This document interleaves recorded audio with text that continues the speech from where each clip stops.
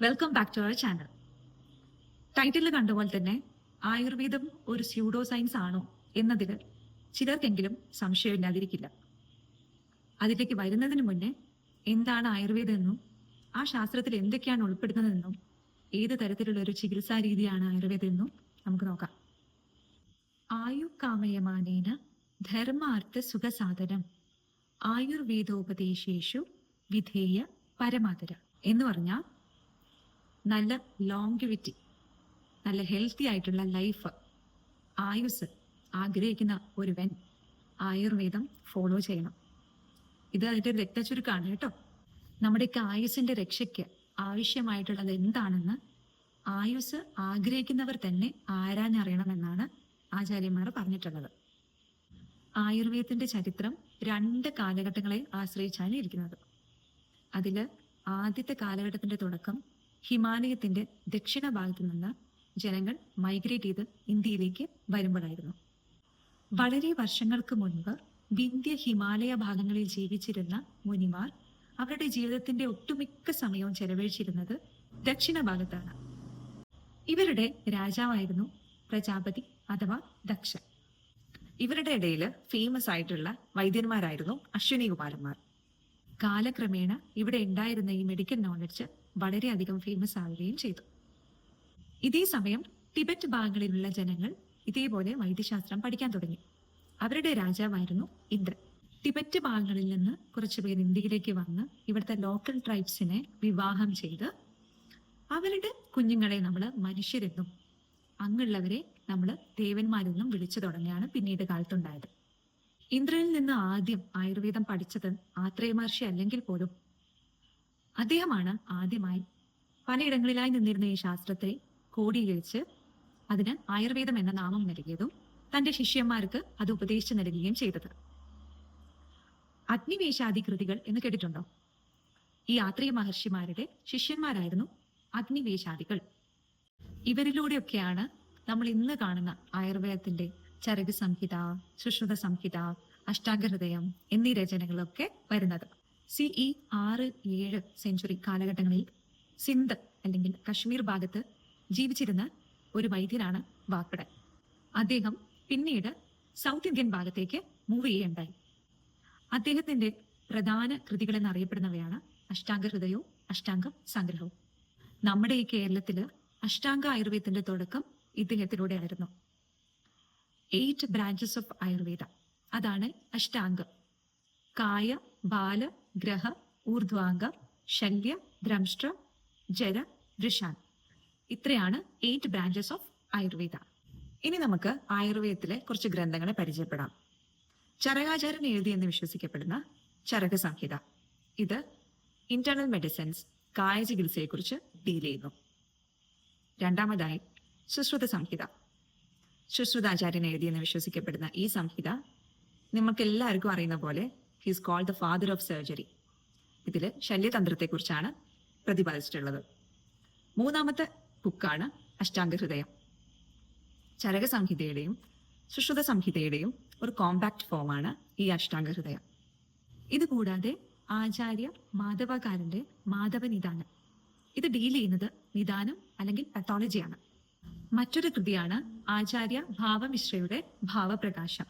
ഇത് ദ്രവ്യഗുണം, മെറ്റീരിയ മെഡിക്ക, ട്രീറ്റ്മെന്റ്, ഇതിനെക്കുറിച്ചൊക്കെ എക്സ്പ്ലെയിൻ ചെയ്യുന്നുണ്ട്. അടുത്തതായി ആചാര്യ ശാരംഗധര രചിച്ച ശാരംഗധര സംഹിത. ഇത് ഫാർമസി അഥവാ രസശാസ്ത്രം, ഔഷധകൽപ്പന, പിന്നെ പൾസ് ഡയഗ്നോസിസും പ്രതിപാദിച്ചിട്ടുണ്ട്.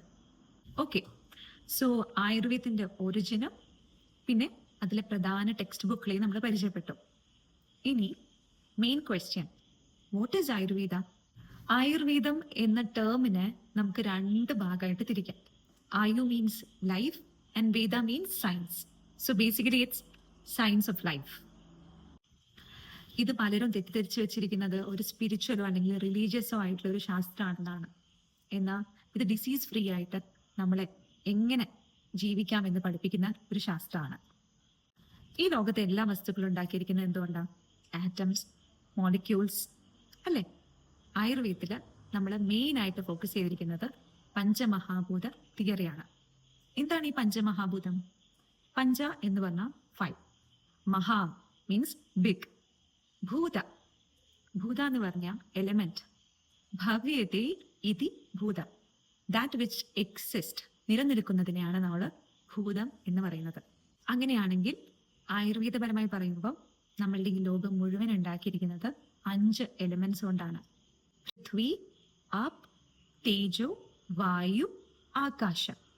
പൃഥ്വി എർത്ത് എലിമെന്റ്, അപ് വാട്ടർ എലിമെന്റ്, തേജോ ഫയർ എലിമെന്റ്, വായു air element, and finally space element ആകാശം. ഇതെല്ലാം കൂടെ ചേരുമ്പോൾ, ഇതിന്റെ പെർട്ടിക്കുലർ കോമ്പിനേഷൻസ് ചേരുമ്പോൾ ഒരു ബയോഫിസിക്കൽ എലമെന്റ് ആണ് നമ്മുടെ ബോഡിയിൽ ഉണ്ടാകുന്നത്. ഇതാണ് ത്രിദോഷം. നമ്മൾ കോമൺ ആയിട്ട് കേട്ടുവരുന്ന വാത, പിത്ത, കഫ. നമ്മുടെ ഇന്റേണൽ ബയോഫിസിക്കൽ എനർജിനെയാണ് ദോഷം എന്ന് പറയുന്നത്. ദൂഷ്യത്തെ ഇതി ദോഷ എന്ന് വെച്ചാൽ ഫോൾട്ടി, ദുഷിക്കാൻ സാധ്യതയുള്ളതാണ് ദോഷങ്ങൾ. അപ്പം അതിന്റെ ഇമ്പോർട്ടൻസ് മനസ്സിലായില്ലേ? നമ്മുടെ ബോഡിയിൽ അത് ബാലൻസ്ഡ് സ്റ്റേറ്റിലാണെങ്കിൽ നമുക്ക് ഹെൽത്തും, അതിന്റെ ഇംബാലൻസ്ഡ് സ്റ്റേറ്റിൽ നമുക്ക് അസുഖങ്ങളും വരും. ഓക്കെ, അപ്പം നമ്മൾ പഞ്ചമഹാഭൂതം എന്താന്ന് മനസ്സിലാക്കി, ദോഷങ്ങൾ എന്താന്ന് മനസ്സിലാക്കി. ഇനി എന്താണ് പ്രകൃതി? നിങ്ങളൊക്കെ ഓൺലൈനിൽ കണ്ടിട്ടുണ്ടാവും ഫൈൻഡ് യുവർ ദോഷ ക്വിസ് എന്നൊക്കെ. അത് തെറ്റാണെങ്കിലും അവിടെ നമ്മൾ മെയിനായിട്ട് നോക്കാൻ ശ്രമിക്കുന്നത് പ്രകൃതിയാണ്. ഒരു സ്പേമും ഓവവും ഫെർട്ടിലൈസേഷന്റെ സമയത്ത്, ആ കോൺജുഗേഷൻ വരുന്ന സമയത്ത് ഉണ്ടാവുന്നതാണ് ഒരു വ്യക്തിയുടെ പ്രകൃതി. അത് നമ്മുടെ ലൈഫിലുടനീളം ചേഞ്ച് ചെയ്യാത്ത ഒരു കോൺസ്റ്റന്റ് ആയിട്ടുള്ള ഒരു വസ്തുവാണ്. ഒരു രോഗിയെ മനസ്സിലാക്കാനും രോഗത്തെ മനസ്സിലാക്കാനും നമ്മൾ ഈ പ്രകൃതി നോക്കാറുണ്ട്.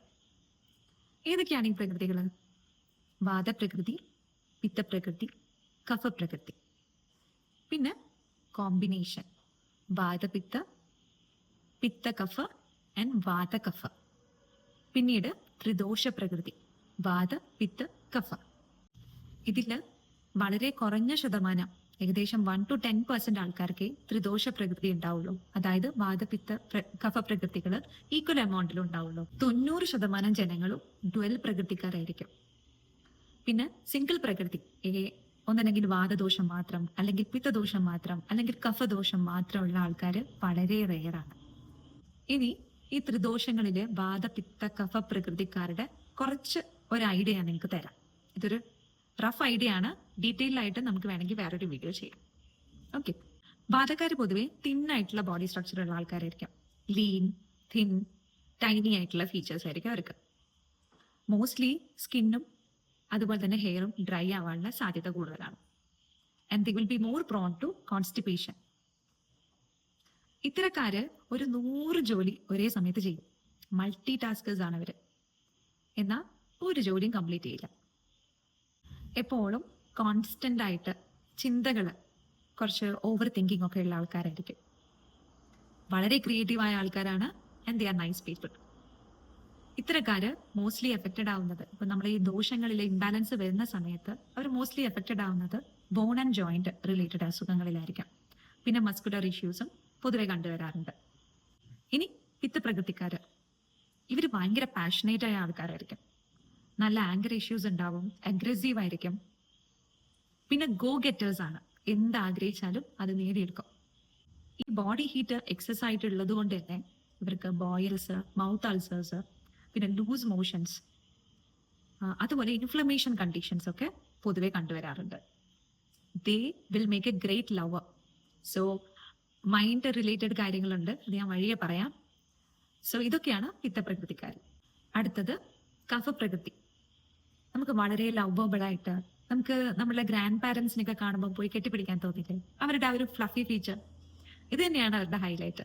അവർ ഭയങ്കര ലോയലായിരിക്കും.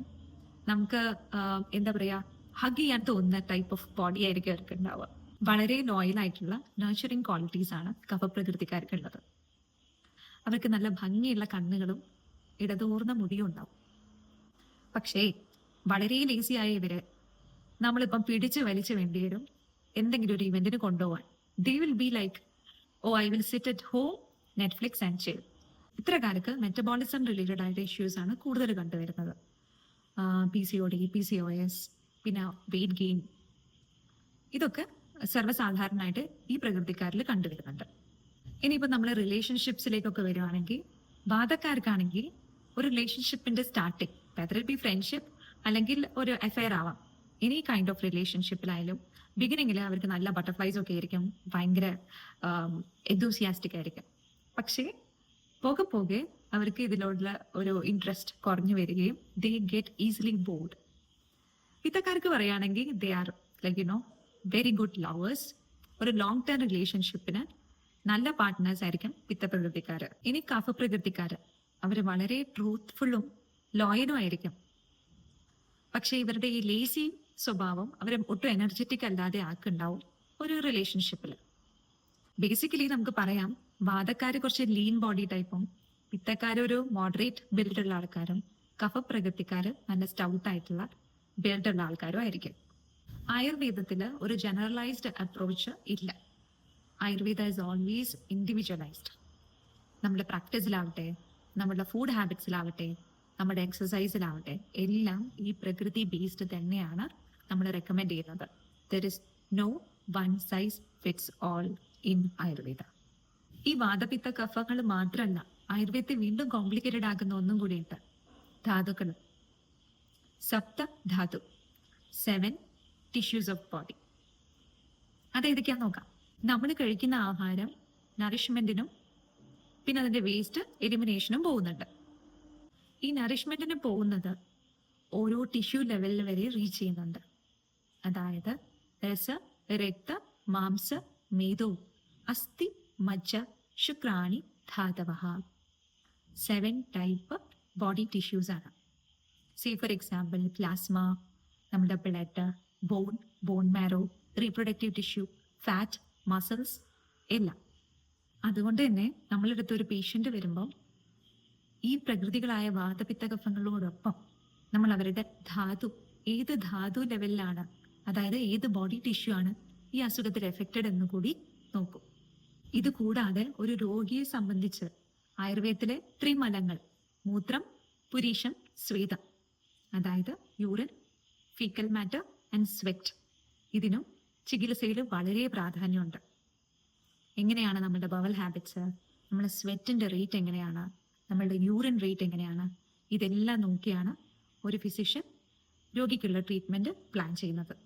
ഈ ത്രിദോഷങ്ങളും സപ്തധാതുക്കളും ത്രിമലങ്ങളും പിന്നെ അയാളുടെ ബോഡിയും മൈൻഡും എല്ലാം നോർമൽ സ്റ്റേറ്റിലാണെങ്കിലാണ് ആ വ്യക്തിയെ നമ്മൾ സ്വസ്ഥനെന്ന് പറയുന്നത്. സമദോഷ സമാഗ്നി സമധാതു മലക്രിയ പ്രസന്ന ആത്മ ഇന്ദ്രിയ മന സ്വസ്ഥ ഇത്യാപി തീയതി. നെക്സ്റ്റ് നിങ്ങൾ എല്ലാവരും ഫെമിലിയർ ആയിട്ടുള്ള ടേം ആയിരിക്കും പഞ്ചകർമ്മം. എന്താണ് പഞ്ചകർമ്മം? They are 5 elimination procedures. നമ്മുടെ ബോഡിയിൽ ദഹിക്കാതെ ഇരിക്കുന്ന അൺഡൈജസ്റ്റഡ് മെറ്റബോളിക് വേസ്റ്റിനെ റിമൂവ് ചെയ്യുന്ന പ്രൊസീജിയറാണ് പഞ്ചകർമ്മം. ആയുർവേദ ചികിത്സയിൽ ഏറ്റവും പ്രധാനപ്പെട്ടതും എന്നാൽ ഒരു രോഗിക്ക് ഏറ്റവും അവസാനത്തെ ചികിത്സാ രീതിയാണ് പഞ്ചകർമ്മം.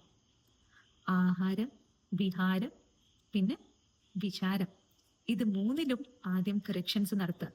അതായത് രോഗിയുടെ diet and lifestyle changes വരുത്തിയതിനു ശേഷവും രോഗം നിലനിൽക്കുന്നു എങ്കിൽ നമ്മൾ ഔഷധങ്ങൾ നൽകുന്നു, അതായത് ആയുർവേദ മരുന്നുകൾ നൽകുന്നു. എന്നിട്ടും മാറാത്ത രോഗങ്ങൾക്കാണ് നമ്മൾ പഞ്ചകർമ്മം ചെയ്യുന്നത്. ഏതാണ് ഈ പഞ്ചകർമ്മങ്ങൾ? വമനം, വിരേചനം, വസ്തി, നസ്യം ആൻഡ് രക്തമോക്ഷം. ഇതിനെക്കുറിച്ച് നമുക്ക് ഡീറ്റെയിൽ ആയിട്ട് മറ്റൊരു വീഡിയോയിൽ പറയാം. ഇനി നമ്മുടെ വീഡിയോയിലെ പ്രധാന ഭാഗത്തേക്ക് പോവാം. Is Ayurveda A pseudo science? ആയുർവേദം ഒരു കള്ള ശാസ്ത്രം ആണ്? ഇന്ന് നമ്മുടെ കയ്യിൽ അതിനുള്ള വ്യക്തമായ ഉത്തരവുണ്ട്. അതിലേക്ക് കടന്നാലോ? ആയുർവേദം കേവലം പാരമ്പര്യ ശാസ്ത്രമല്ല.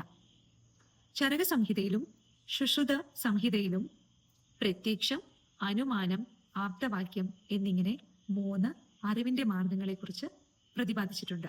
പോയിന്റ് നമ്പർ 2, ശസ്ത്രക്രിയയിലുള്ള ആഴം. സുശ്രുതാചാര്യന്റെ കാലഘട്ടത്തിൽ തന്നെ നാഡീവ്രണം, കാചം, മൂക്കുനിർമ്മാണ ശസ്ത്രക്രിയ അതായത് റൈനോപ്ലാസ്റ്റി നടത്തിയിട്ടുണ്ട്. 1814 ബ്രിട്ടീഷ് സർജനായ ജോസഫ് കാർപ്യൂ സുശ്രുത സംഹിതയുടെ അടിസ്ഥാനത്തിൽ റൈനോപ്ലാസ്റ്റി വിജയകരമായി ചെയ്തിട്ടുണ്ട്. പോയിന്റ് നമ്പർ 3, ഔഷധ ശാസ്ത്രം. ആയുർവേദ ഔഷധങ്ങൾക്ക് ഓരോന്നിനും രസ, ഗുണ, വീര്യ, വിഭാഗ പ്രഭാവങ്ങൾ തിരിച്ചറിഞ്ഞിട്ടുണ്ട്.